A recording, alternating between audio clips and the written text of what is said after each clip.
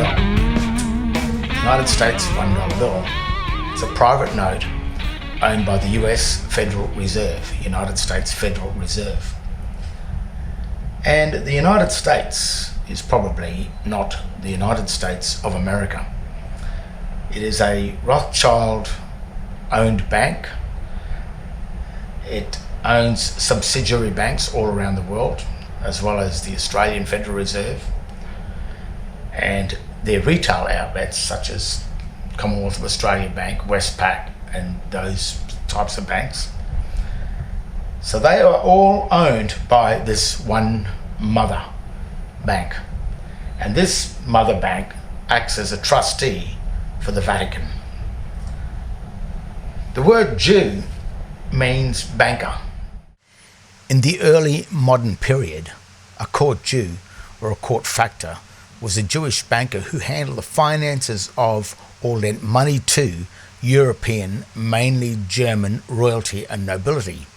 In return for their services, court Jews gained social privileges, including, in some cases, being granted noble status. So if this is the case, then the Jews we are talking about is the Vatican Jew. Now, the strange thing about this note is people say on this note is written, "In God we trust," is written on here somewhere. And I have asked many people, where does it say, where is it written in English, "In God we trust"? And they say, it says it right there. I says, okay, I can't see it because that's not written in English. They go, yes it is. It's written in English right there. No, it's not. It's not written in English, and it's not written in American Sign Language, and it's not written in Latin. Because when you're using American Sign Language, which is the all uppercase text like this, it follows the grammatical rules of Latin. It does not follow the grammatical rules of English. And then when you're writing in proper upper and lowercase text, because two or more all uppercase letters or hieroglyphic letters does not appear in any form of the English language. It's no part of English. But this note contains no English whatsoever, anywhere. But it also contains no Latin. It contains a thing called debased Latin. The language on this is debased, or it's also called Dog Latin in the Black's Law Dictionary. But Dog Latin in the normal dictionary is debased Latin, which is Latin constructed under the grammatical rules of English, which is a no. It can't be done. But they do it.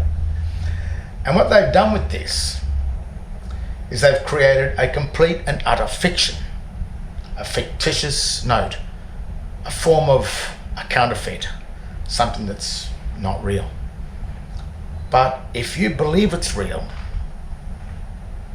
then it's real. It's just like the notes on Monopoly money on the board, the game board Monopoly. Those notes in that game are the notes that relate within the rules of that game. And this is the same. This is a game that they play. This is the US Federal Reserve game. They created this whole thing. I think it's the Rothschild banking thing, probably to do with the Vatican. They've created a complete internal system that is completely and utterly fictitious, debauched, deranged, criminal. Every word, every foul word you could think of is related to the word debased. So is the God that they worship on this, "In God we trust," if this is an illusion, And if Lucifer is the illusion god, the god of the illusions, then is Lucifer or Baphomet or Baal, Satan, is that the god that they are talking about in this note? And if you are a part of any of its subdivisions, such as the Commonwealth of Australia Bank or the Commonwealth of Australia Company, State of Queensland Company, State of Victoria, State of New South Wales, State of Western Australia, if you are a part of any of those states that are not really states at all, they are simply subdivision companies of the US Federal Reserve that worships Baal or Baphomet or Satan. And you got to remember that Satan is Saturn, comes from the god Saturn, the old Greek or Roman god Saturn. Saturn is now Rome. And in 1973, Whitlam signed the Unidroit Treaty of Rome, the Unidroit Treaty of Saturn, the Unidroit Treaty of Satan. And it's telling you everything here on this note. But because we've been so indoctrinated and we start to read all the writing that's on this note, this sign language, these hieroglyphs, these Egyptian hieroglyphs, we're reading them as English, and we're reading them as if the type on this is English. We're using the grammatical rules of English in order to try and make sense of this note. This is where the term presumption of law comes from. Because the government is a complete fiction, it derives from no fact, no grammatical fact. Nothing makes sense grammatically. Hence the term presumption of law, because there is no fact of law appearing. But it really sensibly does not make sense at all.